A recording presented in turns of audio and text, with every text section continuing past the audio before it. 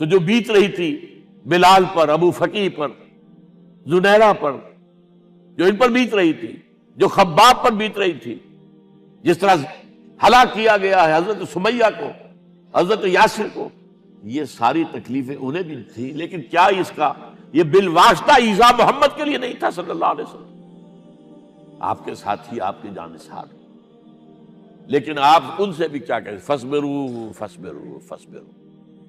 جب ابو جہل بدترین ٹارچر کر رہا تھا حضرت سمیہ اور حضرت یاسر کو رضی اللہ تعالی عنہما، آپ کے علم میں ہے کیسی کیسی ٹارچر کی ہے؟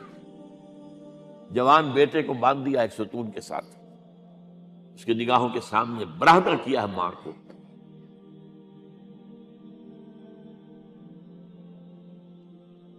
ہاتھ میں ایک مورتی ہے، جب تنگ آ گیا، ستا کر تنگ کر کے مار مار کے حضرت سمیہ ٹس سے مس نہیں ہو رہی، کہتا ہے تم ایک دفعہ کہہ دو سمیہ کہ ہاں اس مورتی میں بھی کچھ ہے، میں تمہیں چھوڑ دوں۔ انہوں نے تھوک دیا، برچھا مارا ہے شرمگاہ کے اندر،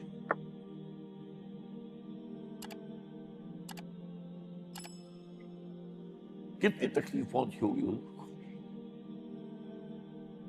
لیکن آپ گزر رہے، اصبروا یا آل یاسر فإن موعدکم الجنہ، اے یاسر کے گھر والوں صبر کرو، تمہارے استقبال کی تیاریاں ہو رہی ہیں جنت میں۔ یہ سیرت کوئی بناتا سناتا ہے، یہ سیرت یاسر کے ساتھ کیا کیا ہے؟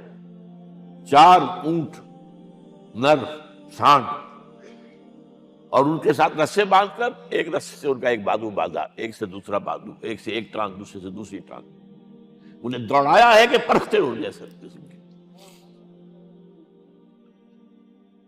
یہ دین ایسے ہی قائم نہیں ہوا، عدل و انصاف کا نظام ٹھنڈے ٹھنڈے قائم نہیں ہوتا، گھر میں آرام سے بیٹھے ہوئے قائم نہیں ہوتا۔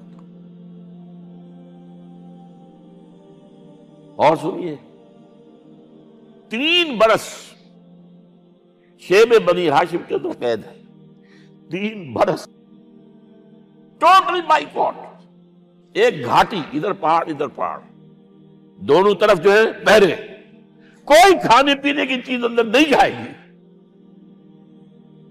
اور پورا خاندان بنی ہاشم، وہ بھی کہ جو ایمان نہیں لائے، وہ قبائلی زندگی تھی نا۔ بنو ہاشم چونکہ حضور کو پشت پناہی چھوڑنے کو تیار نہیں ہوئے، ابو طالب نے آخری وقت تک بھی ساتھ نہیں چھوڑا۔ ہاں، آخری وقت کے قریب ایک بات ہو گئی تھی، ایک مرتبہ تو ہوا کہ وفد آیا ہے قریش کا کہ اپنے بھتیجے کو روک لو، وہ ہمارے معبودوں کی توہین کرتا ہے۔ ابو طالب نے بلایا اور آپ سے کہا کہ یہ کچھ اپنے رویے کو بدلے۔ آپ نے فرمایا چچا جان، اب تو چاہیے میرے ایک ہاتھ پر سورج اور دوسرے پر چاند رکھ دے، میں اپنے اس مشن کو چھوڑ نہیں سکتا۔ اور ابو طالب کے عین انتقال کے وقت جو معاملہ ہوا، جب وفد آیا ہے کہ ٹھیک ہے اب ہمارا جو ہے صبر کا پیمانہ لبریز ہو گیا ہے، اب ٹھیک ہے آ جاؤ میدان میں، تم بھی ساتھ چھوڑنے کو تیار نہیں ہو۔ ابو طالب نے بلایا اس کو، بھتیجے مجھ پر اتنا بوجھ نہ ڈالو جو میں برداشت نہ کر سکوں۔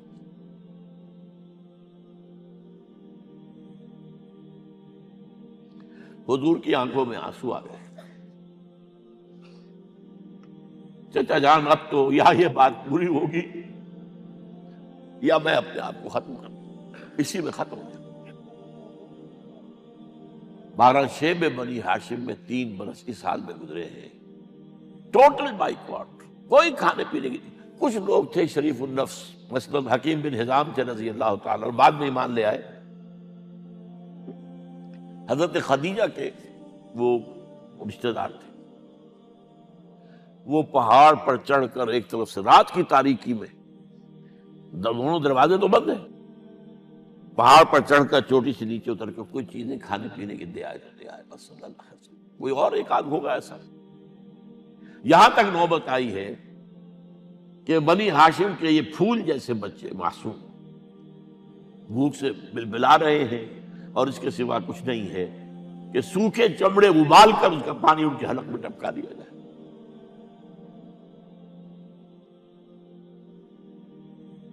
اور جو ہوا وادی طائف میں، جب مکے والوں نے فیصلہ کر لیا کہ آپ قتل کر دو، ابو طالب بھی فوت ہو چکے ہیں، اب کوئی اندیشہ نہیں، کوئی خانہ جنگی شروع نہیں ہوگی، کوئی انٹرا ٹرائبل وار نہیں ہوگی، تو آپ طائف گئے ہیں۔ شاید وہاں کے 3 سردار تھے بڑے، اور یہ طائف اصل میں قریشی کا سمجھیے کہ یہ ان کا گرمیوں کا یہ صحت افزا مقام تھا۔ یہ تمام جو سردار تھے مکے کے، ان کی جائیدادیں وہاں تھی، باغات تھے، اور وہاں کے بھی 3 سردار تھے، تو شاید ان میں سے کسی کو اللہ توفیق دے دے۔ وہاں گئے ہیں اور صرف ایک ساتھ ہیں، حضرت زید بن حارثہ، حضرت ابو بکر بھی ساتھ نہیں، سائے کی طرح ساتھ رہنے والا بھی ساتھ نہیں تھا۔ وہاں جا کر جو آپ نے تینوں سے بات کی ہے، تینوں نے وہ باتیں کہی ہیں جو کلیجے کو چیر جائے، اور اس میں کیا ہو رہا ہے؟ اسٹریٹ ارچنز جو کہلاتے ہیں ہمارے یہاں، ٹھوکرے گلیوں کے، انہیں اشارہ کر دیا ذرا ان کی خبر لو، اب وہ پتھراؤ کر رہے ہیں۔ جیسے ہمارے ہاں کوئی آ جاتا ہے، کوئی نیم پاگل یا کوئی اور کسی طرح کا مست قسم کا آدمی، اور اس کے اوپر چھوکرے چاروں طرف ہوں اور ستا رہے ہوں، یہ نقشہ تھا، اور طائف کی گلیاں تھیں، اور محبوب رب العالمین تھے۔ ادھر سے پتھر آ رہے ہیں تو زید بن حارثہ رکاوٹ بن گئے، لیکن پیچھے سے آ رہے ہیں، وہ کیسے روکیں گے؟ پیچھے جاتے ہیں تو ادھر سے آ رہے ہیں۔ جسم لہو لہان ہے، خون رس رس کر زخموں سے جوتیوں میں آ کے جم گیا ہے۔ پھر وہاں سے آپ نکل کر گئے ہیں، ایک باغ میں تھوڑی سی پناہ لی ہے تھوڑی دیر کے لیے، جوتے بڑی مشکل سے اترے ہیں، خون جمع ہوا، اور وہ جو پھر دعا نکلی ہے آپ کے، وہ کلیجے کو چیر جانے والی ہے۔ اللہم الیک اشکو ضعف قوتی وقلت حیلتی وحوانی علی الناس، اے اللہ تیری جناب میں فریاد لے کر آیا ہوں، اپنی قوت کی کمی کا، اپنے وسائل کی کمی کا، اور لوگوں میں جو رسوائی ہو رہی ہے، الی من تکلنی الی بعید یتجہمنی او الی عدو ملکت امری، مجھے کس کے حوالہ کر دیا ہے؟ مجھے دشمن کے حوالے کر دیا، جو چاہے میرے ساتھ کر گزرے۔ لیکن پھر مقام عبدیت کا ظہور ہوتا ہے، ان لم یکن علی غضبک فلا ابالی، اے اللہ اگر تو ناراض نہیں ہے، مجھے اندیشہ یہ ہو گیا کہ کہیں تو ناراض تو نہیں ہو گیا ہے، کہیں تو نے میرا ساتھ تو نہیں چھوڑ دیا ہے۔ اگر تو ناراض نہیں ہے تو مجھے کوئی پرواہ نہیں، جو ہو سو سر تسلیم خم ہے جو مزاج یار میں آئے۔ واپس آئے ہیں تو مکے میں داخل نہیں ہو سکتے تھے، وہاں تو قتل کا فیصلہ ہو چکا تھا۔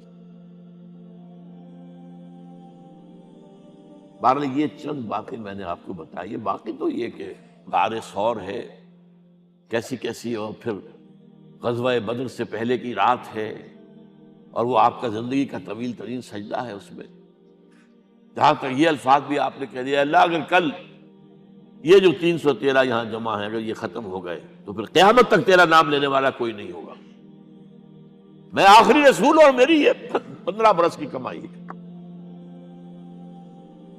اس وقت کہا حضرت ابو بکر نے، وہ پہردار کی حیثیت سے کھڑے تھے، کہ حسبک حسبک حضور بس کیجئے بس کیجئے۔ بہرحال بدر ہے، احد ہے، زخمی ہوئے ہیں، دندان مبارک شہید ہوئے ہیں، خون اتنا بہا ہے کہ بے ہوش ہو گئے ہیں، اور خبر اڑ گئی ہے کہ آپ شہید ہو گئے۔ یہ سب کچھ، اور سب سے بڑھ کر حمزہ کی لاش سامنے آئی۔ کیسی لاش؟ ناک کٹی ہوئی ہے، کان کٹے ہوئے، پیٹ چاک کر کے کلیجہ چبایا ہوا ہے۔ کس طرح برداشت کیا ہوگا آپ نے؟ اپنے اوپر تاری کر کے دیکھیں، یہ حمزہ کون ہے؟ چچا ہے، دودھ شریک بھائی ہے، خالہ کا بھائی ہے، ساتھ کا کھیلا ہوا ہمجولی ہے، اور اس کی لاش ہے۔ جو قلب اطہر پر بیت رہی تھی وہ مدینے میں آ کر ایک بڑا ماحول بدلا ہوا تھا، تب وہ بات سامنے آ گئی تو مختلف گھروں سے عورتوں کے بین کرنے کی آوازیں آ رہی تھی، اس لیے کہ اس وقت تک بین کرنا حرام نہیں قرار دیا گیا تھا، ممنوع نہیں تھا۔ آوازیں سن کر حضور کی زبان مبارک سے نکل گیا اما حمزہ تو فلا بواکی لہو، ہائے حمزہ کے لیے تو کوئی رونے والی بھی نہیں ہے۔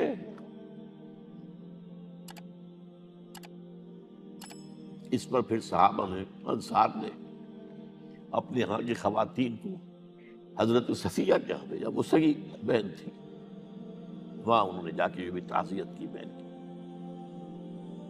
غزوہ احزاب کا آپ نے سن ہی لیا،